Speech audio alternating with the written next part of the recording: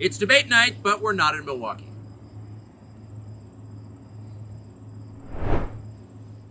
Mr. President, thanks for joining us. Thank you. Why aren't you at the Fox News debate tonight in Milwaukee? Well, you know, a lot of people have been asking me that, and many people said you shouldn't do them, but you see the polls have come out, and I'm leading by 50 and 60 points. And, you know, some of them are at 1 and 0 and 2. And I'm saying, do I sit there for an hour or 2 hours, whatever it's going to be, and get harassed by people that shouldn't even be running for president? Should I be doing that? And a network that isn't particularly friendly to me, frankly. You know, they were backing Ron DeSanctimonious like crazy, and now they've given up on him. I mean, it's a lost cause. It reminded me very much of 2016. You know, in 2016, I went through the same stuff and had to fight them all the way, and then they became very friendly after I won, or just about when I was winning. But I just felt it would be more appropriate not to do the debate. I don't think it's right to do it. If you're leading by 50, 60, I have one problem leading by 70 points, and I'm saying, why am I doing it? And I'm going to have 8 people, 10 people, whoever made the debate, I don't know how many it is, but I'm going to have all these people screaming at me, shouting questions at me, all of which I love answering, I love doing, but it doesn't make sense to do them. So I've taken a pass, as you probably noticed. Well, I did. I'm grateful that you did. It's interesting, though, because you spent a lot of your career in television. Yeah. You had a top show in television on NBC. But you don't feel the need now running for president to do television, obviously. Do you think television is declining? Well, according to a poll that I guess we just saw, it just came out where it's down like 30, 35%, but I think they were referring to cable. I think cable's down because it's lost credibility. MSNBC, or as they say, MSDNC, is so bad. It's so wrong what they write and what they do and what they say. It's, you know, it's fake news, as I said. I think I came up with that term. I hope I did, because it's a good one. It's not tough enough anymore. It's corrupt news. You know, really what you do is call it corrupt news, but somehow that doesn't play as nicely. But it is corrupt news. So you have MSNBC and you have CNN, who's absolutely doing no ratings at all. I mean, they're dead. But they're doing none because they don't have credibility. They really don't have credibility. Fox is way down, as you know. And the good old days are long ago. I will say this, it could come back, but they just don't have a lot of credibility, Tucker. You know that perhaps better than anybody. I think it was a terrible move getting rid of you. You were number 1 on television, and all of a sudden we're doing this interview, but we'll get bigger ratings using this crazy forum that you're using than probably the debate or competition. When you say there are people on stage who shouldn't be running for president, who do you mean? Well, I don't want to really use names, but it wouldn't matter too much. A guy like, I call him Ada Hutchinson. It's Asa, but I call him Ada. Why do you call him Ada? You know, I could tell you, but I don't want to get myself in a little trouble. But he's weak and pathetic, and he was, I never understood the guy, never knew him. He was the governor of Arkansas, not a very popular guy. I don't know how but that state is such a great state. The people are so incredible in that state, and they love me and I love them. How does this guy get elected governor of Arkansas? But he's nasty always, and has been. A guy like Chris Christie, the guy left with a 8%, think of it, 8% approval rating in New Jersey. Now he's running for president. And he runs solely on the basis, oh, let's get Trump. He's like a savage maniac. He's like a lunatic. And that's all he talks about. His poll numbers are very, very low. He's about 2%. What's he like? You know him well. No, I've been friendly with him over the years, but I couldn't give him a job because I just never trusted him very much. I was just never one of his people that really trusted him. I never gave him the job. And that's one of the reasons he feels so hurt and so betrayed. And I understand that. I really do. I understand it. But I never gave him. You know, he wanted to be different things. He was looking at different elements of the administration, and I decided I didn't want to do it. And now I'm glad I did, because you see, but you know, we had some great people. I had great people. We'll have even better people if we do this, because now I know Washington. Before I didn't know Washington. But guys like Bill Barr were terrible. I mean, they were, I would say, Bushies. I say that with respect to the Bush family, but they were Bushies, and it doesn't work out for us. It was clear, this is kind of far afield, but it was just interesting. I read Barr's account of his time. He wrote a book about it. Right. His autobiography. And in it, he lies about Jeffrey Epstein's death clearly lies. Do you think Epstein killed himself sincerely? I don't know. I will say that, he was a fixture in Palm Beach. Yeah. I don't know what Barr said about it either. I have no idea what he said. What did he say? He killed himself, probably? He said he killed himself and that they were going to do this investigation. They never did the investigation. It's never been public. Well, and they hid it. And why are they doing that? And clearly Barr knew. But why would Bill Barr be covering up the death of Jeffrey Epstein? Bill Barr didn't do an investigation on the election fraud either, okay? He said he did, and he pretended he did, but he didn't. McSwain, the U.S. attorney in Pennsylvania, Philadelphia, said Barr just wouldn't let him do it. It was crazy. Barr became so petrified, so frightened of being impeached. They were going to impeach him. I don't know if you remember it. Yeah. It's not a big moment in history. But they said, we're going to impeach. They play a much rougher game, the left, the lunatics. And they were going to impeach Bill Barr, and he was petrified. Now, how do you not get impeached? Don't do any of this stuff. But he didn't do the job there. I don't know what he did with Epstein, but possibly he didn't. Do you think it's possible that Epstein was killed? Oh, sure, it's possible. I mean, I don't really believe. I think he probably committed suicide.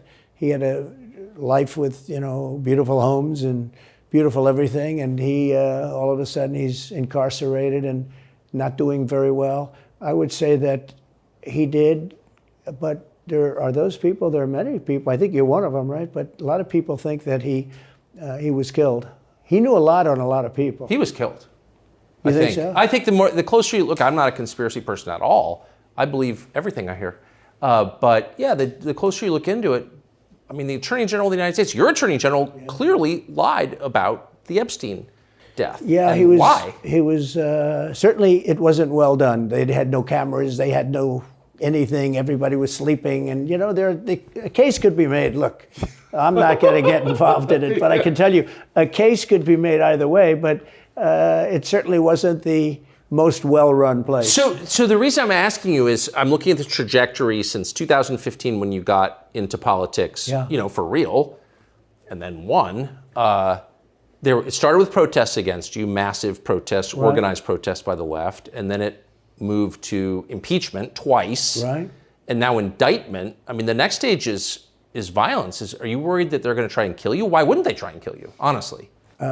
They're savage animals. They are people that are sick, really sick.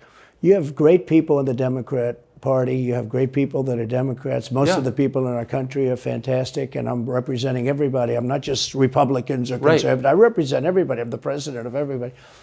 But I've seen what they do. I've seen the lengths that they go to. When they make up the Russia, when that's exposed and they go down, and Barr should have gone after them, and other people should have gone after. And they did very late, because the Durham report came out. It was fairly good. It could have been a lot tougher, I guess, but it was fairly good. But it explained how corrupt it was. I'll tell you who did a great job was the Inspector General Horowitz. He did a phenomenal report. You didn't have to go to Durham. He did it on Comey and on, I guess, McCabe and some others, and it was a vicious, it was basically a true report, how bad they are. But these people are sick people. These are people that I think they hate our country. You want to know the truth. When you see open borders, when you see these policies that they have, and so many other things, it's so sad to see. We have a country that's very fragile right now. I've never seen, I will say, look, I ran in 16, which was 15, but I ran in 16, election in 16, and there was tremendous spirit. In 20, there was even more spirit. We got millions and millions more votes. It wasn't even a contest. People said, well, what'd you think of 20? I said, we did much better. We did. You got to base it on the number of votes. We got many more votes in 20 than we did in 16. But the election was rigged. It was a rigged election. And with COVID, they used COVID to cheat in a lot of different things, and we have so much on it. It's like so easy. But we had judges that didn't want to look. We had people didn't want to get involved. They called you, he's a conspiracy theorist if you say anything about the election. But I have never seen spirit like there is right now. Even coming down here, just the people on the road that are just absolutely going crazy. And the reason is, I think they like me, and I know they love my policies. I hope they like me too. A lot of people say they don't like me, but they like my policies. I think they like me. But I have never seen spirit like it is right now. And the reason is because crooked Joe Biden is so bad. He's the worst president in the history of our country. I don't think he's going to make it to the gate, but you never know. But he's a corrupt person, so corrupt that I took the name off Hillary. I don't do two people at one time. I took the crooked Hillary and I retired the name. That was a good day for her. I bet she was very happy. And I used it for Joe because it's crooked Joe. But Joe is really... But you don't think he's going to make it to November of 24? Well, I think he's worse mentally than he is physically. And physically, he's not exactly a triathlete or any kind of an athlete. You look at him, he can't walk to the helicopter. He walks, he can't lift his feet out of the grass. It's only 2 inches at the White House, right? That's not a lot. But you watch him, and it looks like he's walking on toothpicks. So, and then you see him on the beach where he can't lift a chair. Those chairs are meant to be light, right? They're like 2 ounces. Yeah. You lift them up.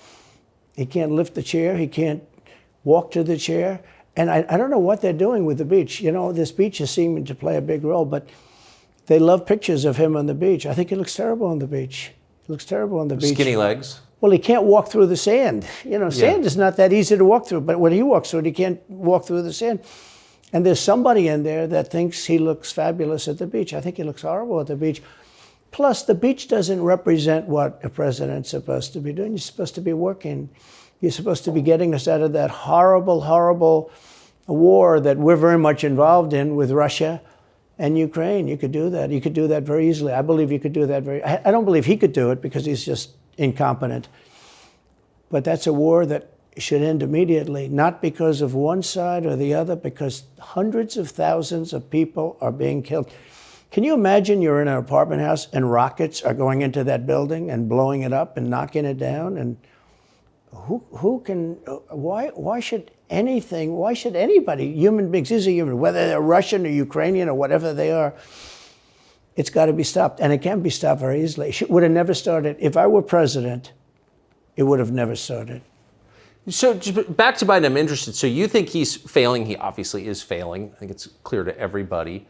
But that would make Kamala Harris the candidate? Well, not really. I guess they'd have maybe a free-for-all. A lot of people say she has to remain for certain reasons the candidate. She has to. I don't think that's true, actually. I don't think that other people would stand for it. She has some bad moments. Her moments are almost as bad as his. I think his are worse, actually. Yeah. But she seems pretty senile, too. She speaks in rhyme. It's weird. It's weird. But she has bad moments. And in rhyme? What do you... Well, the way she talks, the bus will go here and then the bus will go there because that's what buses do. And it's weird. The whole thing is weird. This is not a president of the United States future. And I think they probably have some kind of a primary and other people will get involved. Newsom, right? Could be. I always got along well with him, believe it or not. But could be him, could be somebody else. He's got a big load on his shoulders because you look at California, what's happened. But I don't know if the American people really, the people that vote for him, I don't even know if they care. You look at so many of the things that are going on, and people don't seem to be, in the old days, if you had a bad record, it meant a lot. Today, if you have a bad record, it doesn't really mean anything. He looks good, he's a nice looking guy, speaks well. But Biden, every time you watch him talking, it's like he's walking on eggs. You're waiting for him to collapse. And he almost always does. And I got to know the leaders of all of the countries, essentially, but the big ones. And the bigger, the tougher the leader. It's like sort of, I guess maybe that's the way it's supposed to be. But I got to know President Xi of China and Putin and Kim Jong-un, North Korea. Did a great job with North Korea, kept us out of a nuclear war. We would have 40,000 dead soldiers right now. They'd drop a nuke right on top of the military base. But we have 40,000 soldiers over there.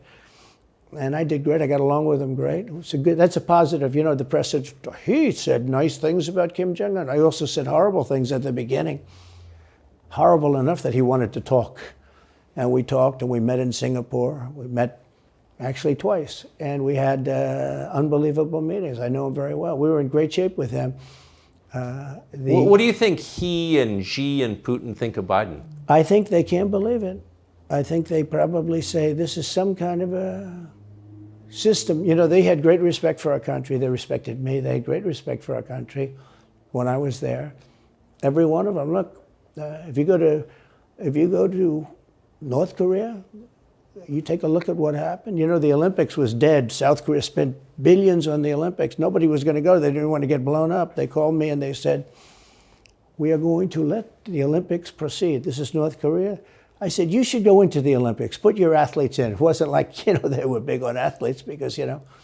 Famine. But they went in and they actually participated. And within about 2 days, the entire thing was sold out. And if it wasn't me, that would have never happened. But I got along very well with him, and that's a positive thing. He does have massive nuclear power, by the way.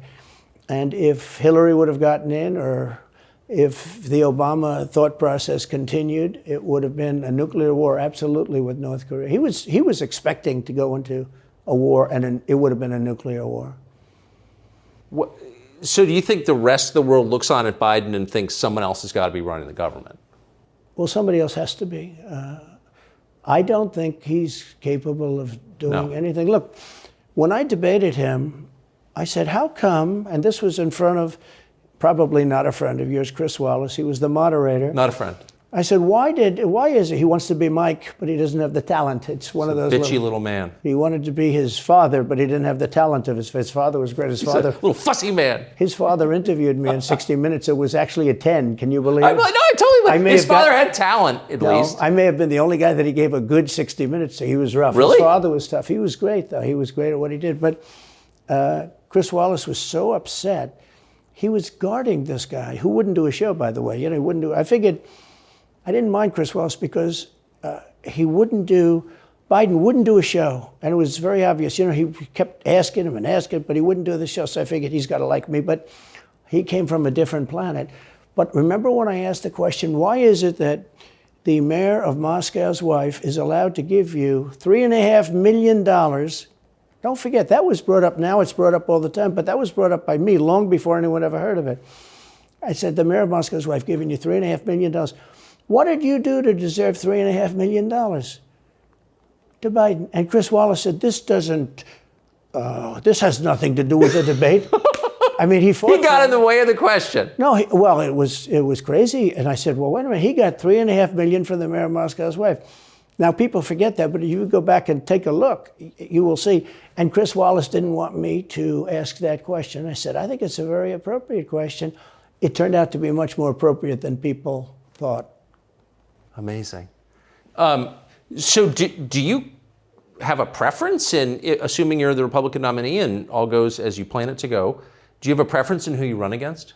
In many ways, I'd love to run against him because his record's so bad. You know, it's still horrible when you look at inflation and everything else, but others also have very bad records. I mean, California's a bad record, so, you know, should it be Gavin or should it be somebody else? When I look at San Francisco, what's happened to that incredible city. That was one of the greatest cities in the world just a short while ago, and now it's very sad when you look at it. Los Angeles, every city practically, all the Democrat-run cities. You know, Republican-run cities are doing very nicely because they arrest people when you have crimes, and they don't go after political candidates because they think it's good. You know, I mean, it's like been amazing. My poll numbers are the highest I've ever had, but because people understand it. Can I just ask you, that gets back to my original question. So if the protest didn't work, you got elected anyway. Yeah. Impeachment didn't work twice, obviously. Indictment is not working. Your poll numbers go up. When they raided Mar-a-Lago in August of last year, your numbers went up. They can indict you 20 times and you're not gonna lose the Republican primary because of that. Well, so it makes it look even more ridiculous. I mean, the 4 indictments, and maybe there'll be more. I don't know. These people are crazy. But they're counterproductive. So if you chart it out, it's an escalation, is what I'm saying. Yeah.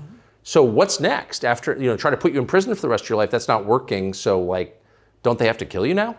I think the people of our country don't get enough credit for how smart they are. And I'm not sure I would have said this 10 years ago, but they get it.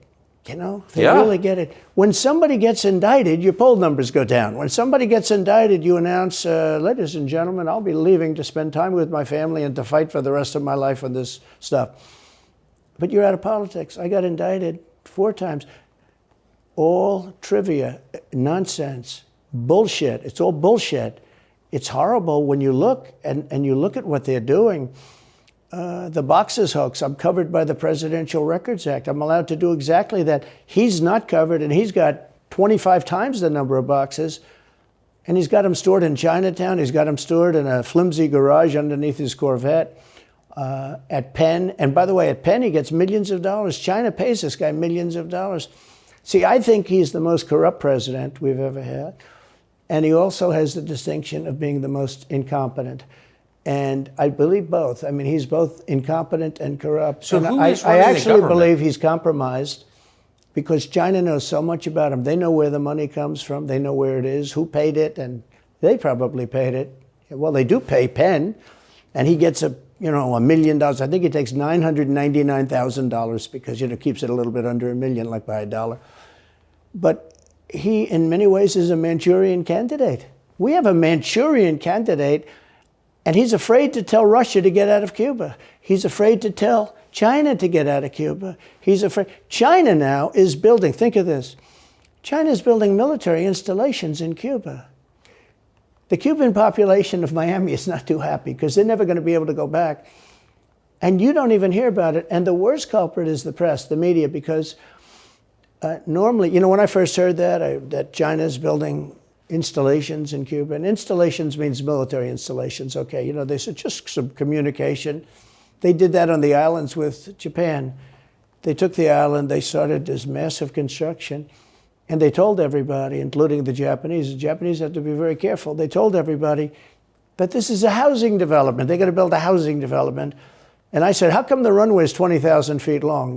Private jets need 4,000 feet. They don't need 20,000 feet. The big ones need 20,000 feet. They don't even need 20. And I looked at the runway. I said, that's the largest runway ever built, both in width and length, for housing development. There's nobody that has a plane that big that you would have a runway that's Why that's is for China testing. allowed to conduct imperialism in our hemisphere? Well, yeah, and it's far beyond Cuba. It's all over South America. Yeah, in the Caribbean. So we built a thing called the Panama Canal. We lost 35,000 people to the mosquito, malaria. Yeah. We lost 35,000 people building. We lost 35,000 people because of the mosquito. Vicious. They had to build under nets. It was one of the true great wonders of the world. As he said, one of the 9 wonders of the world. No, it was one of the 7. It happened a little while ago, It says 9 wonders of the world. You could make 9 wonders. He would have been better off if he stuck with the 9 and just said, yeah, I think it's 9. But this is one of the true 7 wonders of the world. And you take a look at the Panama Canal. It was such an incredible engineering marvel. We sold it under Jimmy Carter. We sold it to Panama for $1. The following day, they quadrupled the amount of money that ships had to pay to get across. They didn't lose one ship. And now they've made it much bigger, and now they've widened it. They've doubled it, right? They've more than doubled it. And it's one of the most profitable things. Any time it's just incredible, right? We gave it away for $1. China now controls it. They actually control the Panama Canal. They run it, they control it. And we shouldn't let that happen. And we can't let China be in Cuba. And they'll get out. If I'm president, they'll get out. Because I had a very good relationship with President Xi, but he respected this country, he respected me. And he'll get out. And we can't let them run the Panama Canal. We built the Panama Canal. Should have never been given to Panama. We should have had it. But we gave it for $1. Think of it. They quadrupled. In one day, they lifted the fees, which are, pretty big, for these massive ships to go through, right? Rather than going around the Cape and through all the tremendous storms, such beauty, it's beautiful stuff. But you didn't want to get caught in those storms. Those were storms that wiped out the biggest ships. And we go through the Panama Canal, we built it, and we gave it away for $1. Think of that, how stupid are we? We have done the stupidest things in this country. And now we have a president that can't put 2 sentences together, can't speak, can't walk, can't talk. I don't think he gets to the starting gate, but these people do miracles. I mean, he ran out of his basement, and you got away with that one because of COVID, so he sort of got away with it. They cheated on the election, But you have people that are very smart, but they're fascists and they're radical left lunatics, and they're destroying our country with the all-electric cars and the windmills all over the place, which, by the way, don't work, and they're all, most of them made in China. For the most part, they're made in China. Germany a little bit, but China.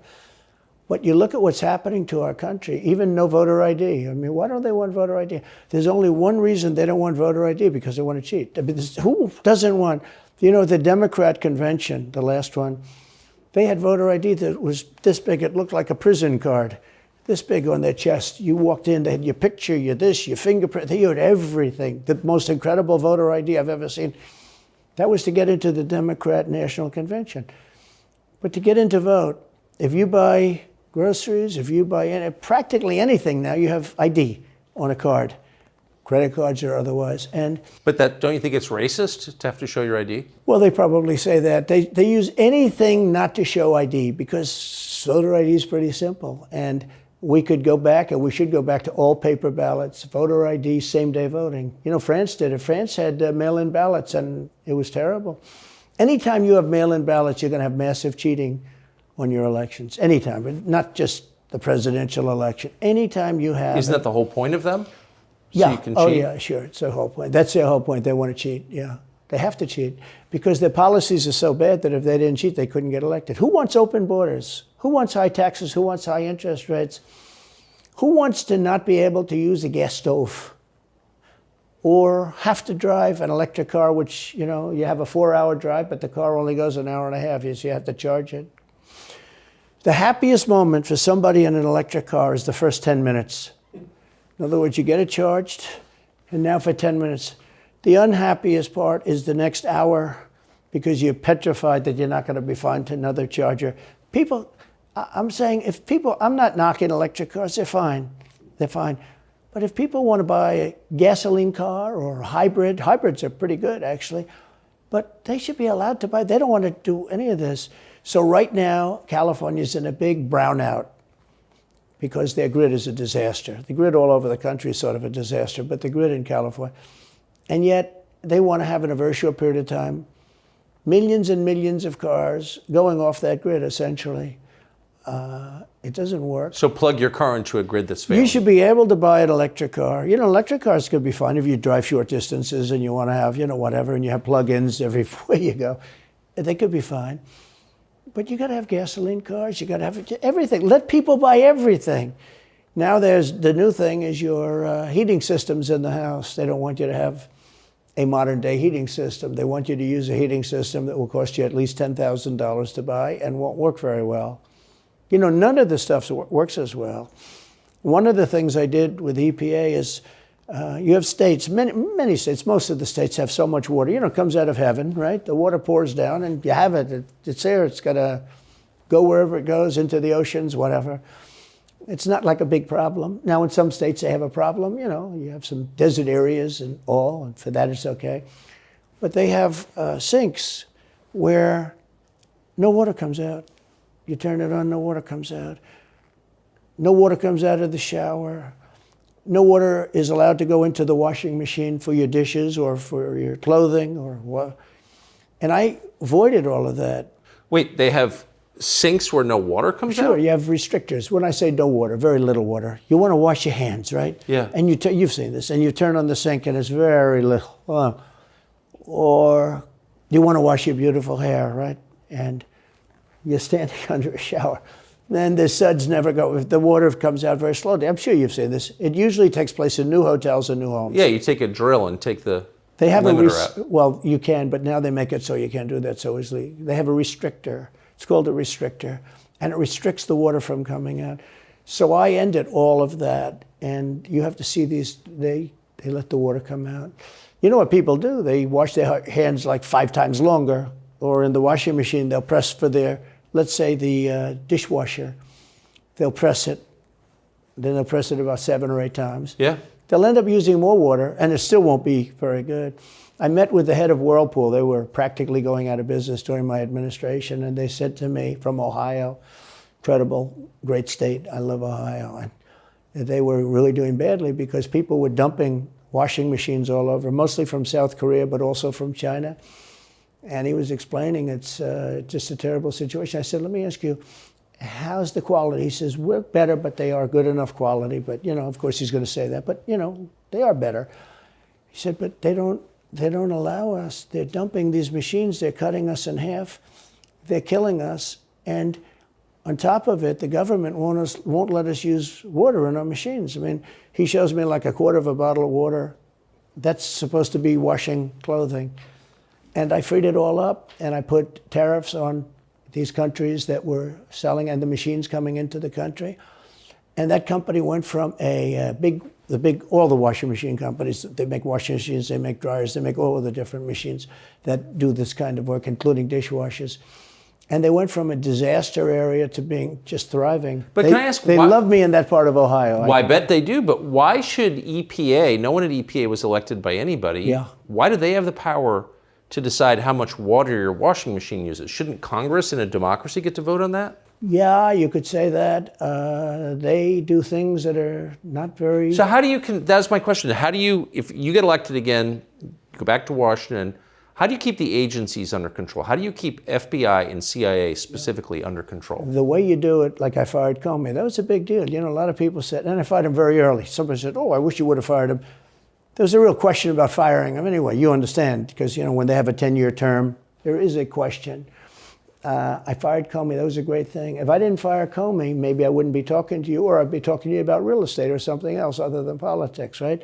That was a coup, in my opinion. That was a very sick deal. That was the insurance policy.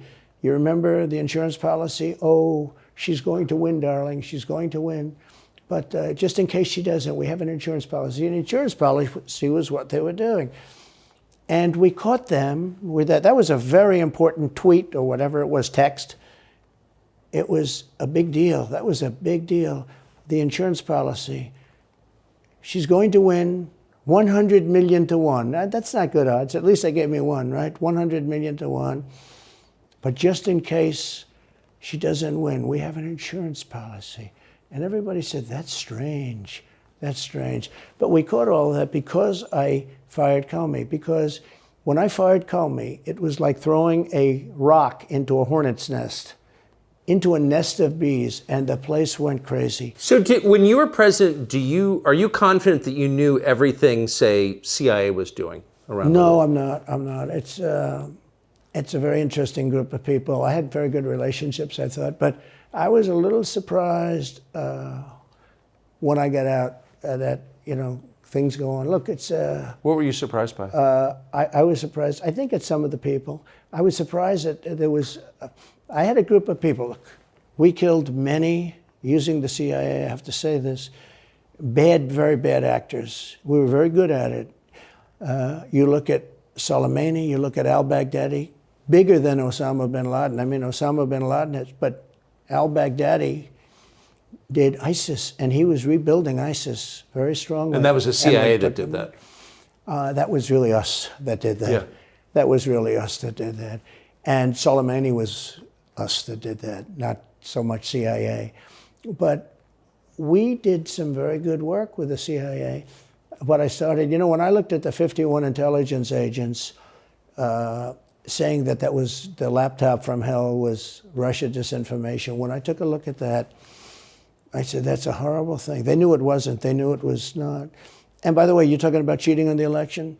McLaughlin and Fabrizio, great pollsters, if they said a thing like that plus other things meant anywhere from 10 to 17% of the vote would change. Whatever happened to Mike Pence? You've always been nice to Pence. I've never heard you criticize Pence. You've defended him in public many, many times. He's out there attacking you.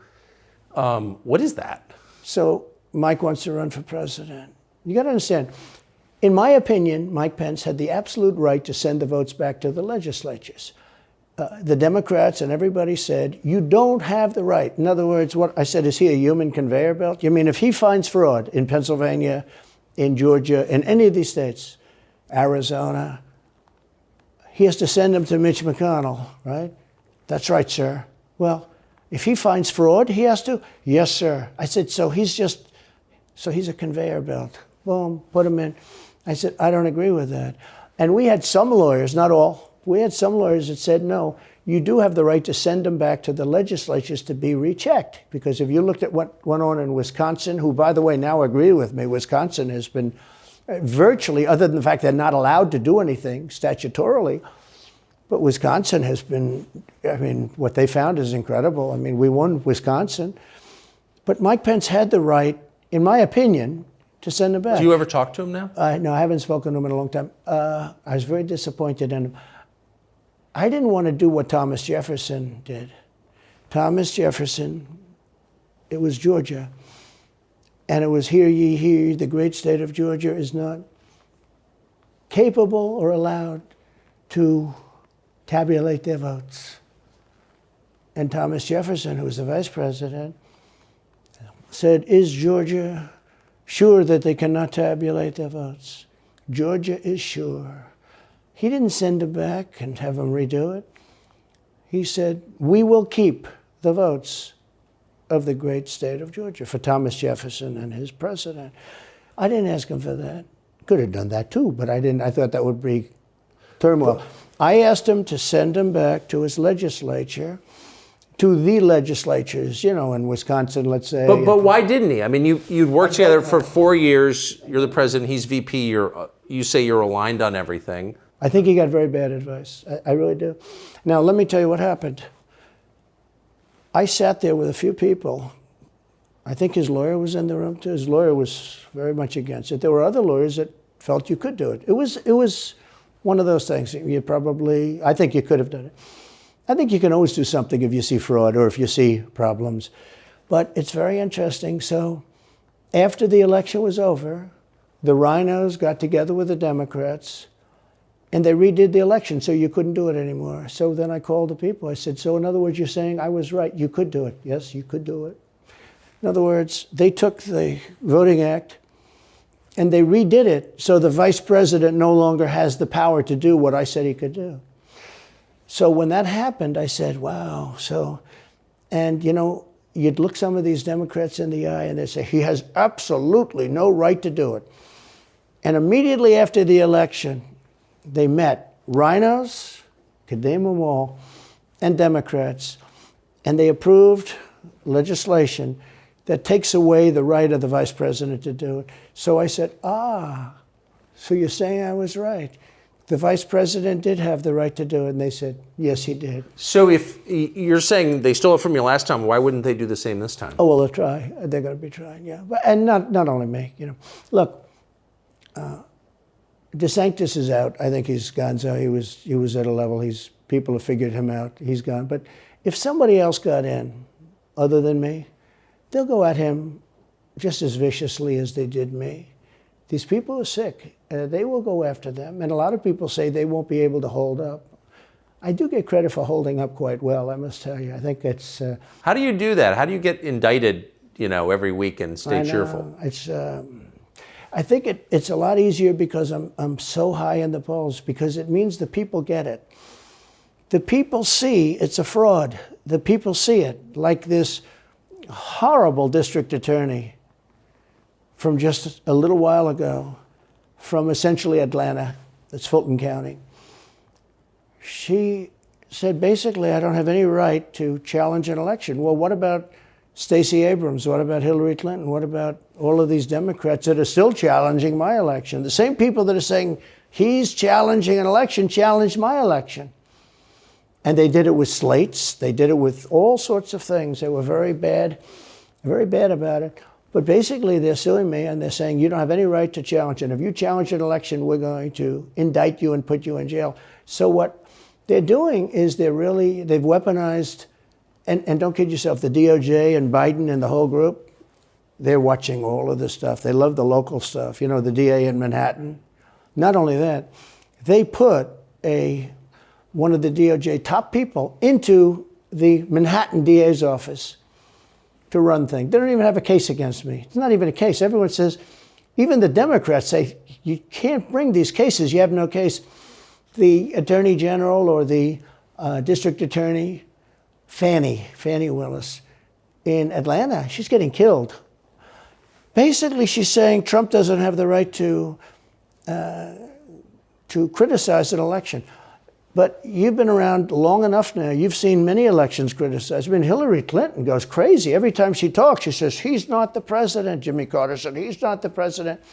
Well, I am the president. Hillary Clinton called me, by the way, at 3:02 in the morning to congratulate me the night of the election. Did her voice crack? Well, her voice was, it's very different, I will say. I won't get into that. But what do you mean? Her voice was very different. Don't forget, they were all celebrating at 5 o'clock in the afternoon. And I came home and I said, I think we won.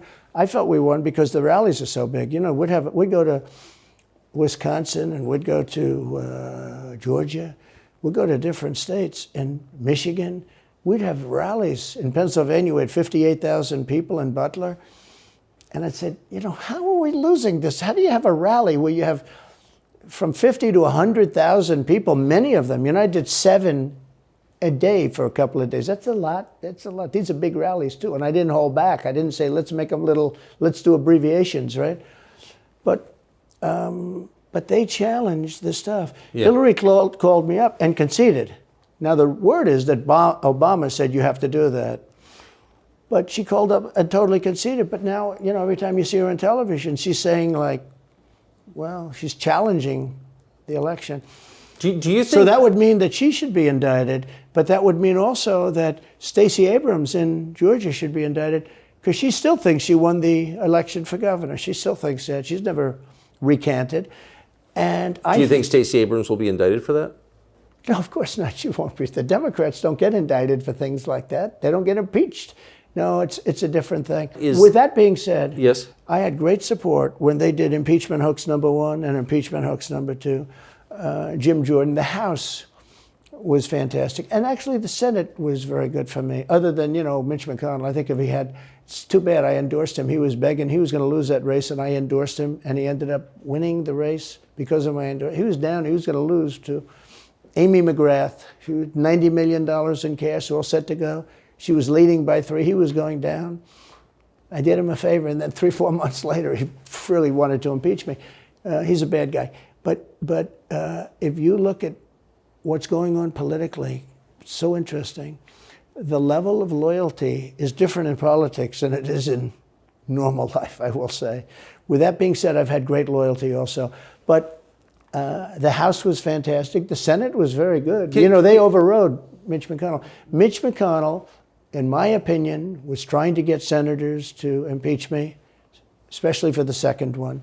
And on the first one, he acted very, very slow. He should have gone much faster. But Mitch McConnell wanted to, and the senators went up to him, guys that are subservient to him because he gives money. He gives them money. He gives them a lot of money. He raises some money and he gives it to them, and therefore they do what he said. That's the only form of leadership he's got. So last question. If you're elected president again, what's your number one priority? When you ran last time, you said, I will build a wall. This time, your bottom line top promise to the country. So you can do numerous things at the same time. Of course. But let's say number one is a border and taking hundreds of thousands of criminals that have been allowed into our country and getting them out and bringing them back to their country, Guatemala. By the way, not only the 4 countries that we think of as neighbors, all over the world. Last month, we had 149 countries represented. Think of it. We had 149 countries represented, Tucker, from places that many people never even heard of, coming into our country. And they're coming in from mental institutions, and they're coming in from prisons. They're emptying out their prisons all over South America. They're emptying out their mental institutions. Terrorists are pouring into our country. We have no idea. I had the strongest border in the history of our country, and I built almost 500 miles of wall. They like to say, oh, was it less? No. I built 500 miles. In fact, if you check with the authorities on the border, we built almost 500 miles of wall, and I had another 200 that I was going to build. It's like water. It seeks. And we're going to build another 200. We built it. It was all set to go. All they had to do was install it. It would have taken 3 weeks. And that's when I found out. I said, I think these people actually want open borders. The first thing I would do would be I would seal up the border good and tight, except for people that want to come in legally. Do you think we're moving towards civil war? There's tremendous passion and there's tremendous love. January 6th was a very interesting day because they don't report it properly.